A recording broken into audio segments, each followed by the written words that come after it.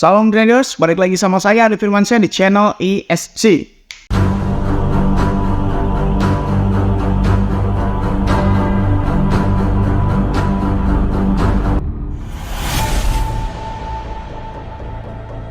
Oke, kali ini kita akan membahas tentang Bitcoin yang tiba-tiba melikuidasi kurang lebih sekitar 500 juta dolar. Dan seperti yang kalian tahu bahwasanya harga Bitcoin ini benar-benar langsung down. Bukan flash down ya. Kalau kalian cek di market cap ataupun yang lainnya atau market apapun gitu kan, Bitcoin ini tiba-tiba turun drastis gitu kan. Bahkan saya pun kegocek gitu kan. Gitu ya. Dan sebenarnya apa sih yang sedang terjadi di dalam Bitcoin? Mari kita bahas supaya kita bisa lebih mendalami Bitcoin ini terhadap sesuatu, dan kita bisa lebih mendalami bagaimana Bitcoin ini bisa turun nih. Bayangkan saja guys ya, kurang lebih sekitar, coba kita pakai candle 1 jam saja, dari sekitar 45.000 tiba-tiba turun mencapai ke 40.000. Ini gede banget loh guys, sekitar 5.000 dolar atau 75 juta hanya dalam sekejap mata. Hanya kurang waktu dari sekitar 3 jam ya, 3 jam ya. Ini time frame 1 jam, 2 jam, 3 jam. Dalam 3 jam turun sebesar itu. Dan ini bukan flash down alias bukan jebakan gitu kan. Ini beneran turun kayak gitu. Dan kalau kalian cek Coinbase lebih gila lagi guys ya. Ini likuidasi kemarin itu mencapai 591 juta atau kurang lebih sekitar 600 juta dolar dalam kurun waktu 3 jam saja. Gila, para elit global duitnya sebanyak apa ya. 600 juta dolar cuma dalam waktu kurang lebih sekitar 3 jam doang gitu kan.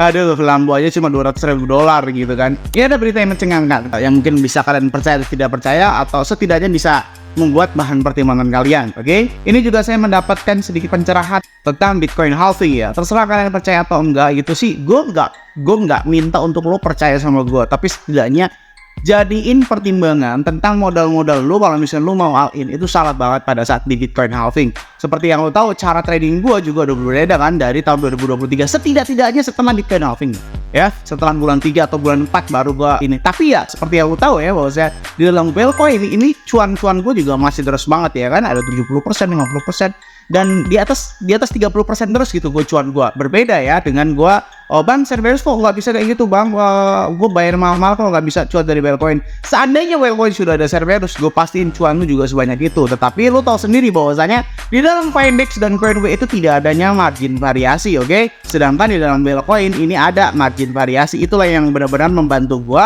dan cuan gue tuh gede-gede kalau misalnya di dalam Wellcoin daripada yang di lainnya, oke?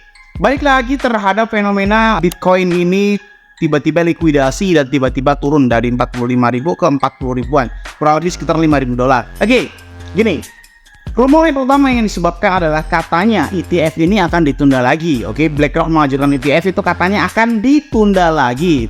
Keputusannya seperti itu, rumornya seperti itu, walaupun belum diputuskan. Tapi terlepas dari itu semua ya, ternyata ada rumor di balik rumor gitu. Gue nggak tahu sih lu percaya atau enggak gitu. Gue mendapatkan informasi yang cukup valid bagi gue, tapi kan kalau bagi lo, gue ini nggak terlalu valid kan, oke? Tapi seenggaknya analisis gue ini berdasar kan, berdasar, atau kalau lu cek sebelum-sebelumnya itu benar semua bro, nggak ada yang salah.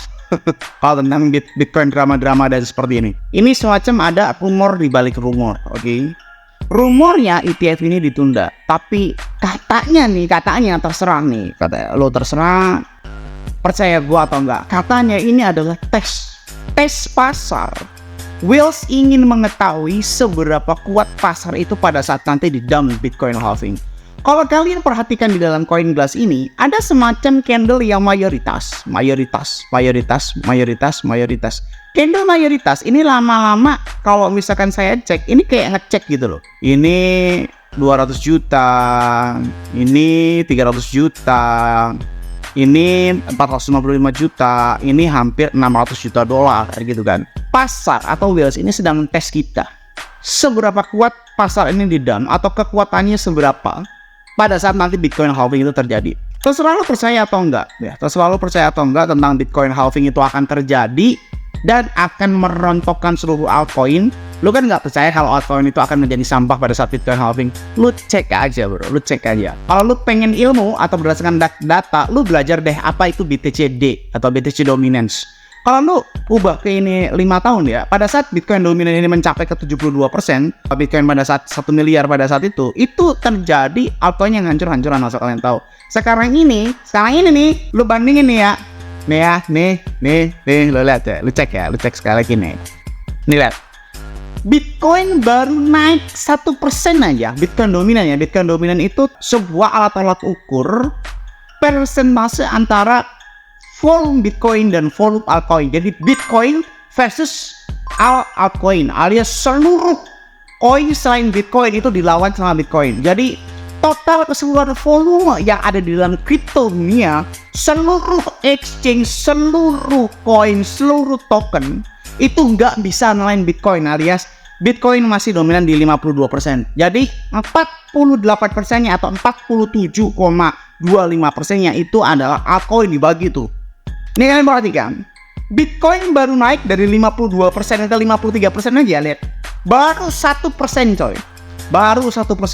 Kalian bisa cek perbandingan antara altcoin dan Bitcoin. Kita lihat sang raja altcoin deh, Ethereum.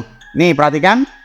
Ini sudah turun 7,85%. Ini pun udah koneksi ya. Kalau kita cek dia turun hingga 10%, bos. Hingga 10% kalau di dalam data pada saat Bitcoin kemarin terjadi Bitcoin dominan itu ya.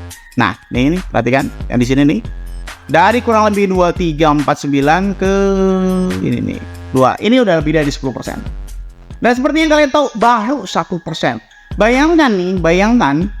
Bayangkan Bitcoin itu terjadi dominan di sekitar 2021 nih, bayangin aja nih. Di area 70%. Lu bayangin aja dulu. Bitcoin baru naik 1% aja, altcoin udah ngedlosor sampai 10%. Bayangin Bitcoin dominance naik 10% saja, atau Bitcoin dominan mencapai 60% aja. Gimana coba? Rontok gak tuh altcoinnya? Ya, jadi orang yang baru main Bitcoin, silakan kalian belajar tentang history chart yang sedang terjadi, atau bahkan orang yang lebih bodoh lagi yang mengatakan bahwasanya bang seluruh chart itu sama ya antara Bitcoin, Ethereum dan sebagainya. Nah, itu adalah lambang bahwasanya ketidaktahuan kalian. Tahukah kalian bahwasanya chart itu memang sama dengan catatan pada saat sideways, oke? Hukum retorika mutlak yang ada di dalam cryptocurrency adalah pada saat Bitcoin sideways, altcoin itu free, alias freedom, alias bebas, mau naik mau turun tergantung dari gorengan-gorengannya. Tapi pada saat Bitcoin naik, altcoin itu jelas turun. Karena apa? Konversi altcoin dan Bitcoin itu bisa. Jadi orang-orang lebih memilih untuk menjual di dalam versi Bitcoin. Maksudnya seperti apa bang? Kalau lu cek di dalam Indodax nih sekarang nih, lu masuk ke dalam Indodax ataupun market lain, kan ada pair VDR, ada pair USDT, ada pair Bitcoin. Nah, kalau Bitcoinnya naik, jelas-jelas altcoin ini dijual dengan pair Bitcoin, seperti itu ya. Jadi, kesimpulannya adalah pada saat Bitcoin sideways, altcoin bebas, mau naik mau turun. Pada saat Bitcoin naik, itu altcoin akan turun. Pada saat Bitcoin turun, altcoin makin turun, seperti itu ya. Jadi nggak ada sejarahnya chart itu sama pun secara skala ya. Kalau lu nggak belajar skala ya keterlaluan ya. Jadi bayangkan saja ini baru turun 1%, ini udah 10% turunnya. Kalau naik 10% Bitcoin dominannya bagaimana? Jadi itu kesimpulan pertama ya. Jika Bitcoin dominan mencapai 60%, pada saat nanti Bitcoin halving, semua orang itu mengalihkan asetnya ke Bitcoin, yang terjadi altcoin itu bisa turun lebih dari 80%. Misalkan contoh harga Ethereum sekarang berapa? $2.200. Bisa jadi cuma sekitar $500 atau bisa jadi cuma $300. Gak percaya? Lu tonton history selanjutnya. Gua aja pernah ngalami dari harga Ethereum itu harga 30 juta tiba-tiba ke harga 1,5 juta. Cek chart Indodax kalau misalkan kalian tidak percaya ya. Oke, balik lagi terhadap seperti ini.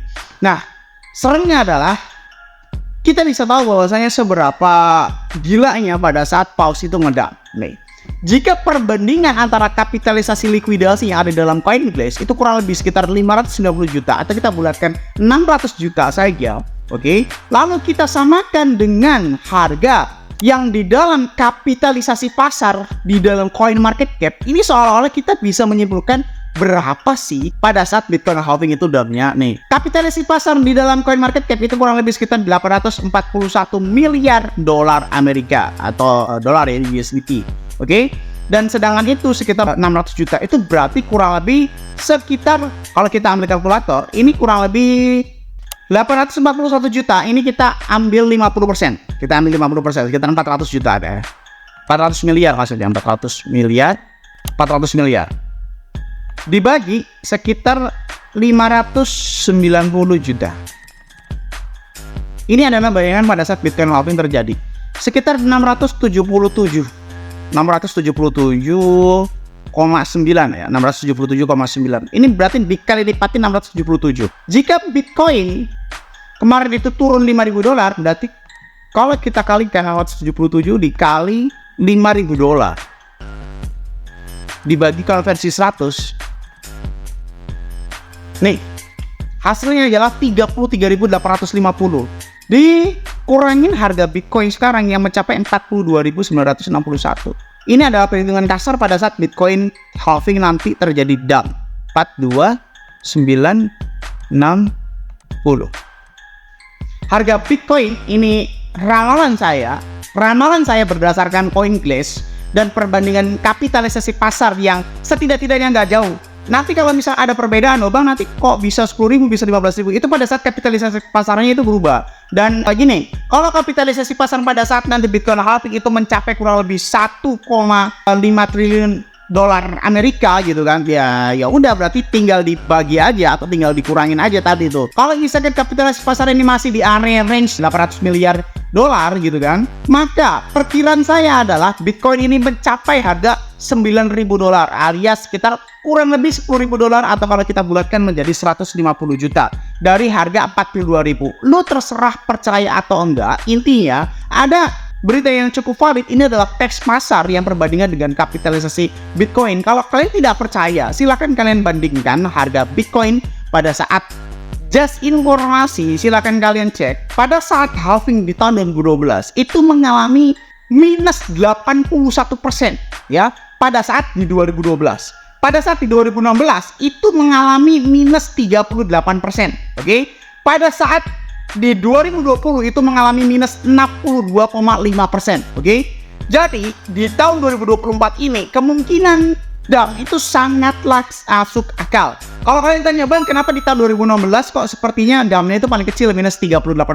Karena pada saat di 2016 itu pertama kali orang-orang itu mengerti tentang Bitcoin halving gitu kan, sistemnya seperti apa, dan Bitcoin pada saat itu lagi FOMO-nya, jadi cuma dump sekitar 38% saja. Oke, jadi kalau misalkan kalian bilang, oh kok lu ngomong gak ada data, lu cek aja chart bahwasanya lu cek tahun 2012, tahun 2016, tahun 2020 itu dump semua bro, kurang lebih minimal 30%, maksimal kurang lebih 80%, dan bukan hal yang tidak masuk akal bahwasanya Bitcoin ini akan mengalami dump yang lebih dalam, karena kemarin juga Bitcoin ini melewati batas low in years. Kalau misalkan kalian cek, ini gue juga nanti lu makin gak ngerti lagi. Ini gini, kemarin itu pertama kali saya loss di dalam Cerberus itu dulu ya, beberapa tahun yang lalu itu, karena Bitcoin ini melewati batas all years alias perbandingan antar tahun itu Bitcoin itu nggak pernah turun. Alasan saya selanjutnya kenapa Bitcoin itu bisa nggak sedam-damnya gitu kan.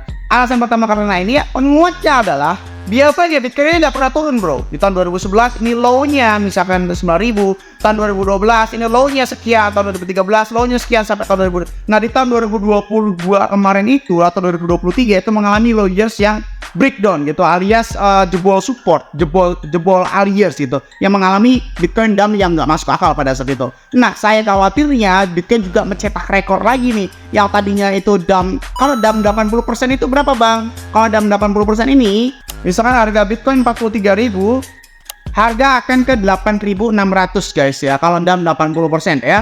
Dari harga sekarang 42.000 atau 43.000 ini akan kurang lebih menjadi 8.600 kalau 80%. Berarti tidak jauh dengan perhitungan kita tadi menggunakan CoinGlass yang menghitung dengan kapitalisasi pasar Bitcoin, yaitu mencapai 9.000 dolar. Kesimpulannya, seluruh teori yang ada ini mencapai Bitcoin akan kepala satu guys, akan kepala satu. Entah itu 10.000, entah itu 11.000, entah itu 12.000, intinya akan kepala satu, antara 10.000 dan 20.000. Menurut saya seperti itu. Tapi ya bisa aja terjadi hal-hal yang di luar logika. Contoh tiba-tiba Bitcoin yang 1 miliar ya bisa saja. Tetapi hipotesa atau analisis seperti ini tolong jangan dijadiin candaan, alias kalian harus save alias amankan aset kalian seaman-amannya. Jangan terlalu berharap dengan sebuah entitas atau sesuatu itu jangan, takutnya nanti akan jebol benar-benar ya.